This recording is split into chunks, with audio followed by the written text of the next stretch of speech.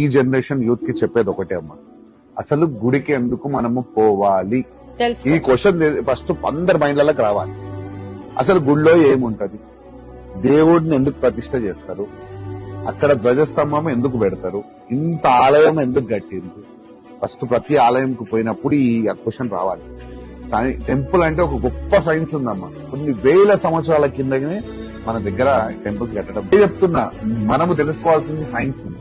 ఇప్పుడు ఇంత ప్రశాంతంగా ఉంటది ఇక్కడ ప్రతి ఆలయంలోకి వస్తుంది. ఎందుకు వస్తుంది ప్రశాంతం? పాజిటివ్ ఎనర్జీ ఎందుకు ఉంటది? ఇక్కడ మిషన్స్ పెట్టాం మనం, పెట్టలే కదా.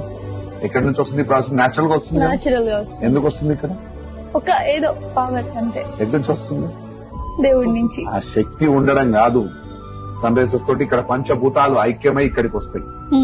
ఇక్కడ కూడా ఎందుకు ఉంటాయి అది ఆ ప్రశాంతత? గుళ్లలో సృష్టి నియమాన్ని పాటిస్తూ ఉంటాం మనం. ఎలా పాటిస్తాము? సూర్యోదయం కంటే ముందే ఇక్కడ అన్ని క్లీన్ అయిపోతాయి. ఆ సూర్య కిరణాలతో పాటు పంచభూతాలు ఐక్యమై ఆ శక్తి ఇక్కడికి రావడం జరుగుతుంది. ఇక్కడ ఆల్రెడీ ఒక గర్భగుడిలో ఉన్న ఆ శక్తి స్వరూపాన్ని ప్రాణ ప్రతిష్ఠ అంటారు. అక్కడ ఒక శక్తి ఉంటది. ఆ శక్తి ఈ పంచభూతాలు ఐక్యమై ఆ సూర్యుడితో కలుపుకొని ఆ శక్తి రెండు ఏకమైనప్పుడు పంతులు గారు చదివే మంత్రాలతోటి ఆ శక్తి పెరుగుతా ఉంటది ఇక్కడ జరిగే క్రియతోటి. దాని వలన దాని నుంచి గర్భగుడి నుంచి పైన ఉన్న కలుషం ఉంటది ఒకటి. ఆ కలుషం నుంచి ధ్వజస్తంభానికి లింక్ అవుతుంది ఆ శక్తి.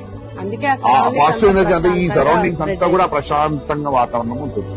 సో గుడిలోకి ఎంటర్ కాగానే మన మైండ్ రిలాక్స్ అయిపోతుంది. గుడి చుట్టూ ప్రదర్శనలు చేయమని చెప్తారు, మనం చెప్పులు లేకుండా చేయమంటారు. ఎందు గురించి అంటే భూమితో మనకు కనెక్షన్ ఉండడానికి. కనెక్షన్ ఉన్నప్పుడు ఈ కింద ఉన్న శక్తి, ఇక్కడ ఉన్న సరౌండింగ్స్ లో ఉన్న శక్తి వల్ల మన బాడీలో ఆటోమేటిక్ గా ఆ ప్రశాంతమైన వాతావరణం ఈ గుళ్ళలోకి రావడం జరుగుతుంది. గుళ్ళలోకి రాగానే మన శరీరం అట్లా ఫీల్ అవుతుంది. సో ఇంత సైన్స్ ఉంటుంది.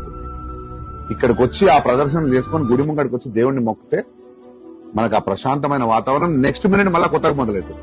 ఎంత కష్టం వచ్చినా ఏం చేసినా మీరు ఎవరితో మాట్లాడతారు?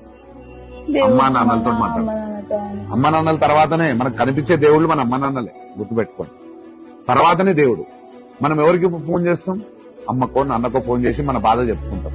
సో గుడి కూడా అట్లాంటిది. ఈ సృష్టికి అమ్మా నాన్నల శివ పార్వతి ఏ దేవుడు అయినా కానీ అక్కడ ఆ గుడిలోకి వచ్చి మనం ఎవ్వరికి చెప్పకపోయినా ఇక్కడికి వచ్చి మనం వాళ్ళని తలుసుకొని నాకు ఈ కష్టం ఉందని మొక్కుకొని పోయిన తర్వాత నువ్వు మంచిదైతే ఖచ్చితంగా నీ కష్టం నెరవేరు. ఇక్కడ నుంచి నువ్వు ఇక్కడ రాగానే నీ మైండ్ రిలాక్స్ అయిపోతుంది.